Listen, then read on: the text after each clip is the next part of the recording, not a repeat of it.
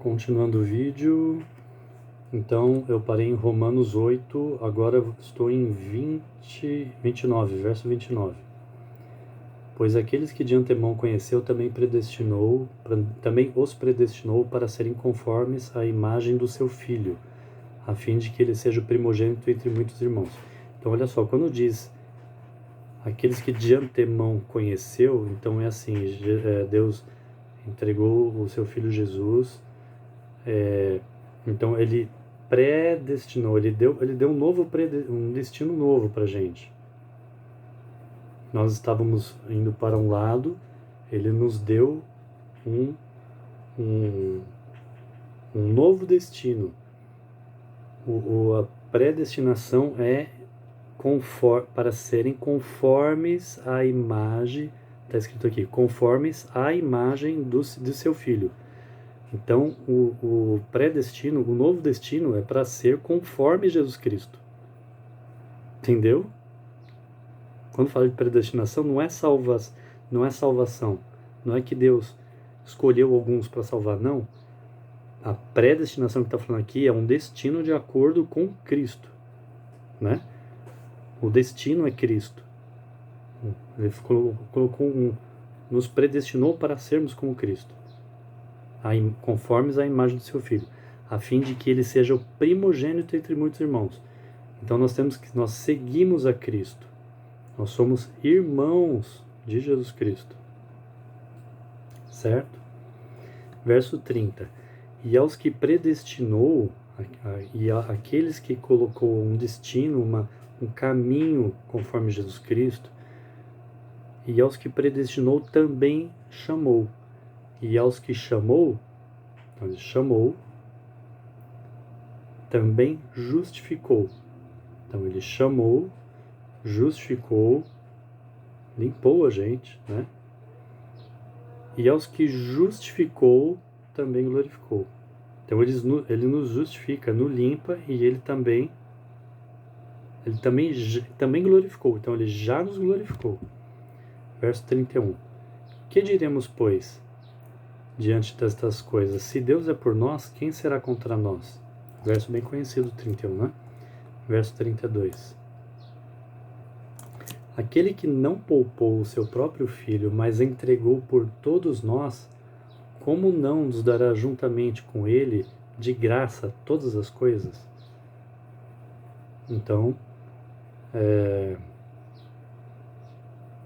é assim, se Deus colocou Jesus como um destino a ser alcançado, ser como Jesus Cristo, e se nós estamos seguindo esse caminho, ele nos colocou, nos santificou, nos justificou e nos glorificou.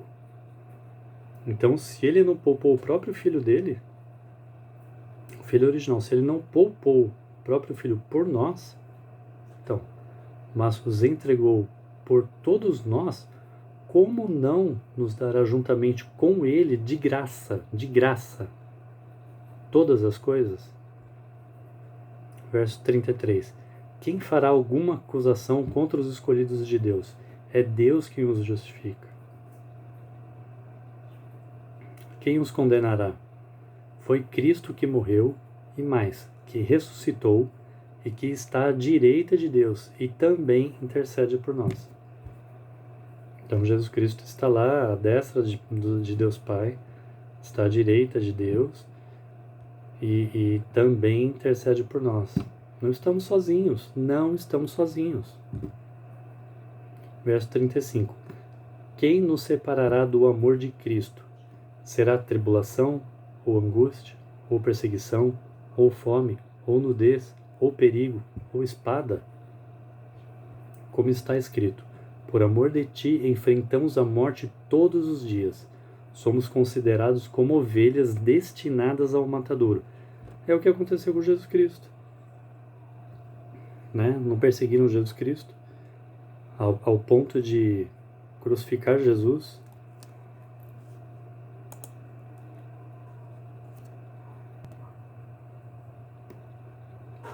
Eu levei um susto porque eu estava aqui lendo o texto e de repente apareceu o Windows precisa reiniciar. Eu fui colocar para colocar a reiniciar depois, mas eu fui e apertei, quando eu vi que depois que eu apertei foi reiniciar agora. Enfim, acabou interrompendo. Vou dar pausa de novo e esperar abrir o texto.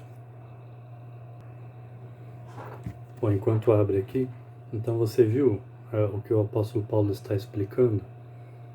Então, isso vai de encontro, bate de frente com aquele tipo de cristianismo água com açúcar. Que se Jesus sofreu tudo aquilo, olha o Windows ligando, se Jesus sofreu tudo aquilo, nós como cristãos também sofremos o mesmo destino de Cristo. Sermos perseguidos, odiados, termos pessoas contra nós, gente olhando cara feia pra gente. Então, se aconteceu com ele foi o primeiro. Ele fez o nosso destino. Ele nos mostrou o caminho que nós deveríamos seguir. Então não se espante se você também sofrer por ser cristão. Esse é o verdadeiro cristianismo. Você fazer o que Deus quer e você ser maltratado por isso. Eu vou abrir o texto novamente, vou dar uma pausa de novo. Então, olha lá de novo. Quem fará alguma acusação contra os escolhidos de Deus é Deus quem os justifica. 34. Quem os condenará? Foi Cristo Jesus quem morreu e mais, que ressuscitou e está à direita de Deus e também intercede por nós. 35. Quem nos separará do amor de Cristo? Será tribulação, angústia, ou perseguição, ou fome, ou nudez, ou perigo, ou espada? Como está escrito, por amor de ti, enfrentamos a morte todos os dias, somos considerados como ovelhas destinadas ao matadouro. Então seguimos o destino de Cristo também, o caminho de Cristo. Verso 37. Mas em todas estas coisas somos mais que vencedores, por meio daquele que nos amou, Jesus. Pois estou convencido de que nem a morte, nem a vida, nem anjos, nem demônios, nem o presente, nem o futuro, nem quaisquer poderes, nem altura, nem profundidade, nem qualquer outra coisa na criação será capaz de nos separar do amor de Deus que está em Cristo Jesus, nosso Senhor. Acabamos o capítulo 8. Então nada pode nos separar do amor de Deus, daqueles que estão em Cristo Jesus, se é que sois do Espírito de Deus, se é que vocês têm o Espírito de Deus, entendeu? Não é qualquer um, né? Entendeu? Tem gente que fala que todo mundo é filho de Deus, não é não. Todos aqueles que amam a Cristo, seguem a Cristo, entendeu? Agora vamos para Romanos 9. Romanos 9. Digo a verdade em Cristo, não minto. Minha consciência confirma no Espírito Santo. Tenho grande tristeza e constante angústia em meu coração. Verso 3. Pois eu até desejaria ser amaldiçoado e separado de Cristo por amor de meus irmãos e os de minha raça, o povo de Israel, pois é a adoção de filhos. Deles é a glória divina, as alianças, a concessão da lei, a adoção, a adoração no templo e as promessas. Deles são os patriarcas e a partir deles se traça a linhagem humana de Cristo, que é Deus acima de tudo, bendito para sempre. Amém. Então, ele está lamentando pelos hebreus, pelos judeus. E quem me dera se ele pudesse fazer alguma coisa. É disso que ele está falando. Verso 6. Não pensemos que a palavra de Deus falhou, pois nem todos os descendentes de Israel são Israel, porque agora vem a explicação. Nem por serem descendentes de Abraão passaram todos a ser filhos de Abraão. Eu não falei que não é todo mundo que é filho de Deus? Olha lá. Não é todo judeu que era filho de Deus também. Olha lá. Então vou ler de novo, verso 6. Romanos 9:6. Não pensemos que a palavra de Deus falhou. Então, a palavra de Deus não falhou. Pois nem todos os descendentes de Israel são Israel. Nem por serem descendentes de Abraão passaram todos a ser filhos de Abraão. Pelo contrário, por meio de Isaque, a sua descendência será considerada. Noutras palavras, não são os filhos naturais que são os filhos de Deus, mas os filhos da promessa, que são considerados descendentes de Abraão. Então, os filhos da promessa. Verso 9. Pois foi assim que a promessa foi feita. Então, vamos lembrar no Velho Testamento. Então, foi assim que a promessa foi feita, entre aspas, no tempo devido, virei novamente e Sara terá um filho. Fecha aspas. Verso 10. E esse não foi o único caso. Também os filhos de Rebeca tiveram um mesmo pai, nosso pai Isaque. Todavia, antes que os gêmeos nascessem ou fizessem qualquer coisa boa ou má, a fim de que o propósito de Deus, conforme a eleição, permanecesse, não por obras, mas por aquele que chama, foi dito a ela: o mais velho servirá ao mais novo. Verso 13. Como está escrito: amei Jacó, mas rejeitei Esaú. E então, que diremos? Acaso Deus é injusto? De maneira alguma, de maneira nenhuma. Pois ele diz a Moisés: terei misericórdia de quem eu quiser ter misericórdia, e terei compaixão de quem eu quiser ter compaixão. Isso está lá no Velho Testamento, né? Verso 16. Portanto, isso não depende do desejo ou do esforço humano, mas da misericórdia de Deus. Então, o que ele está dizendo aqui é que não é predestinação, é misericórdia. Não é por esforço humano. Então, não é por você. Ele primeiro Deus tomou a frente, entendeu? Ele primeiro enviou Jesus Cristo. Verso 16. Portanto, isso não depende do desejo nem do esforço humano, mas da misericórdia de Deus. Verso 17. Pois a Escritura diz a Faraó: eu o levantei exatamente com esse propósito, mostrar em você o meu poder, e para que o meu nome seja proclamado em toda a terra.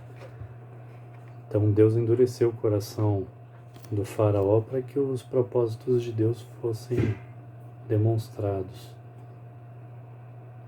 Interessante. Então às vezes você prega de Cristo para alguém, ou fala de Deus para alguém, e alguém está resistindo, ou Deus manda você falar, ou coloca no teu coração para você falar com alguém. Você fala, a pessoa não dá uma resposta de acordo com aquilo que você esperava. Que às vezes Deus te mostrou uma coisa, você fala: uau, que maravilha. Você passa a mensagem para a pessoa e a pessoa reage ao contrário. Às vezes aquela pessoa, ela vai fazer o papel de Faraó, para a glória de Deus. Não me pergunte como. É para a glória de Deus. Entendeu? Às vezes você espera salvar teu pai, tua mãe, um filho teu, um vizinho, algum parente querido teu. Você fala de Cristo e o cara pega e te trata mal pra caramba.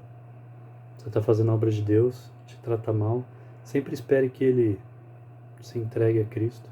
Ore por aqueles que te perseguem, não é que a Bíblia diz? Mas de repente, uma pessoa dessa está sendo colocada na sua vida para servir como faraó,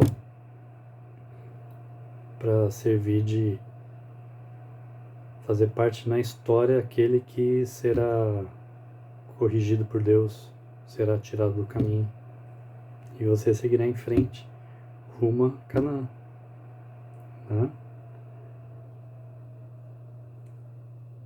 Interessante, né? Então, por isso que ele diz, portanto, olha, verso 17 de novo, pois a Escritura diz a Faraó. Então, o Faraó se deu mal, né? Eu levantei exatamente com esse propósito, mostrar em você o meu poder e para que o meu nome seja proclamado em toda a terra. Portanto, Deus tem misericórdia de quem Ele quer e endurece a quem Ele quer. É Deus que endurece o coração da pessoa dura. A pessoa está dura, está resistindo, então Ele endurece mais ainda. Endurece mais ainda, assim como está escrito lá no início de Romanos. Lembra que lá no início de Romanos diz que Deus entrega as pessoas às paixões infames e a pessoa fica dura, né? Ó, verso 19. Mas algum de vocês me dirá, então por que Deus ainda nos culpa? Pois quem resiste à sua vontade? O apóstolo Paulo sempre faz isso, né? Que muita gente já questionou ele, né? Fala assim, ué, se tá tudo na mão de Deus, e se a gente não tem controle de nada, se Deus é quem faz isso, então por que Deus nos culpa? O que a gente tem com isso? Né? Por que Deus não salva todo mundo? Por que Deus não inocenta todo mundo, né? As pessoas dizem isso, né? Ó, então por que Deus ainda nos culpa? Pois quem resiste à sua vontade? Quer dizer, alguém resiste? Calma, vamos lendo. Verso 20. Mas quem é você, ó homem, para questionar a Deus? Acaso aquilo que é formado pode dizer ao que formou, por que me fizeste assim? Né? Lembrando de Jó, né? Lembra quando Jó começou a questionar a Deus? E Deus falou assim, onde você estava quando eu ajudei a dar a luz ao filho da gazela?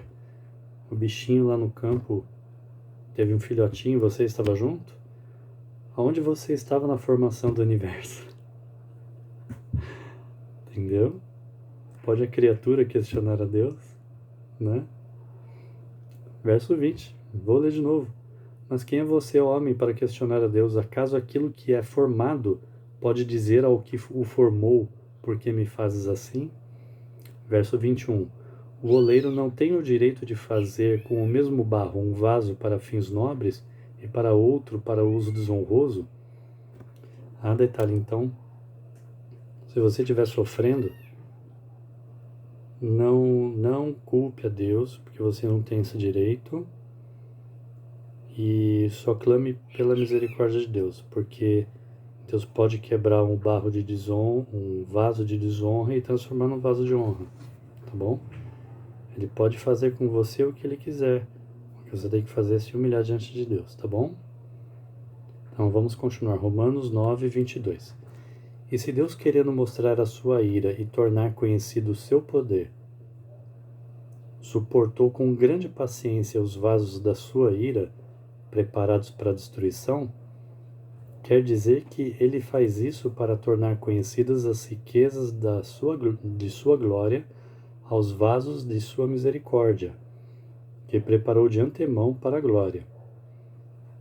Ou seja, a nós, a quem também chamou, não apenas dentre os judeus, mas também dentre os gentios, eu e você. Eu e você, nós não somos a descendência judaica.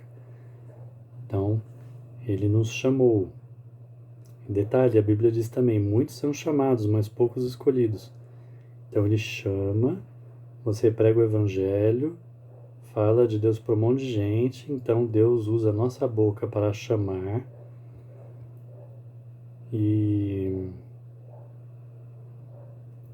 aqueles que têm um coração, aquela terra preparada para receber a Deus, depois tem que ler a parábola do semeador, né?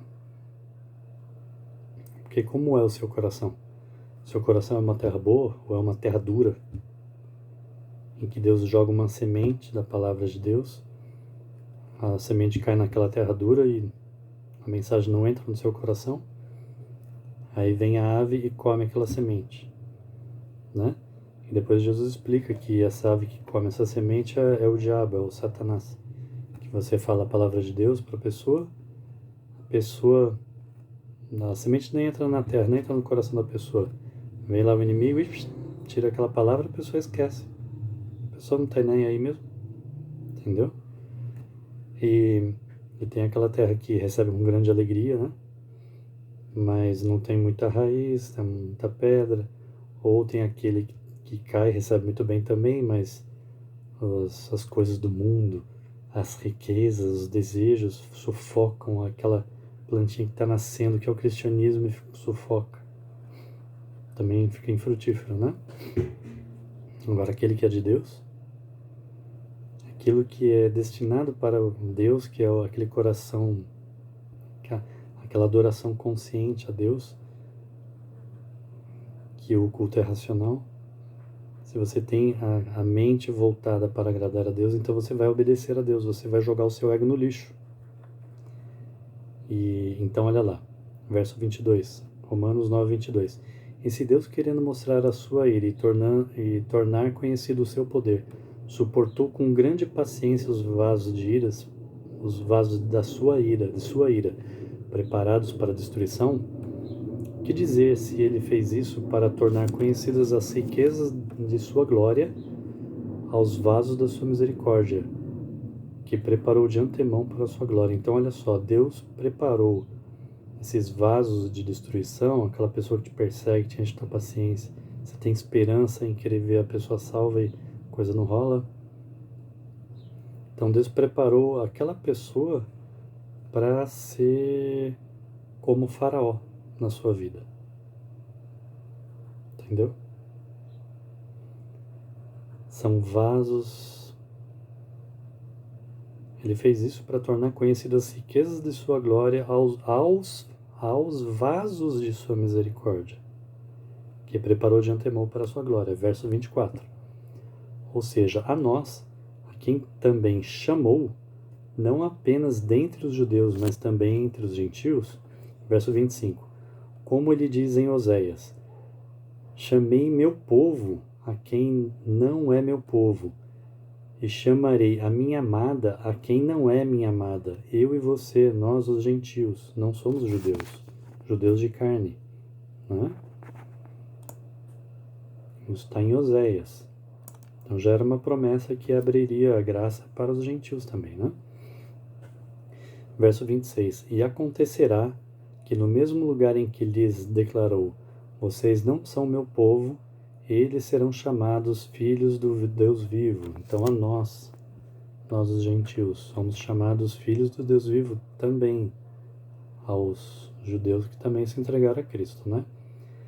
Verso 27. Isaías exclama com relação a Israel. Agora ele vai falar em relação a Israel. Embora o número dos israelitas seja como o da areia do mar, apenas o remanescente será salvo. Então olha só, entre os israelitas, apenas um remanescente, uma porcentagem pequena. Verso 28. Pois o Senhor executará na terra sua sentença, rápida e definitivamente.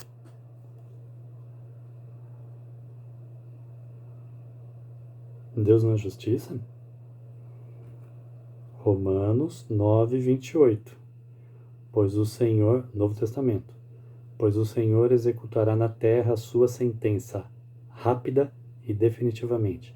Verso 29. É Novo Testamento, viu, gente?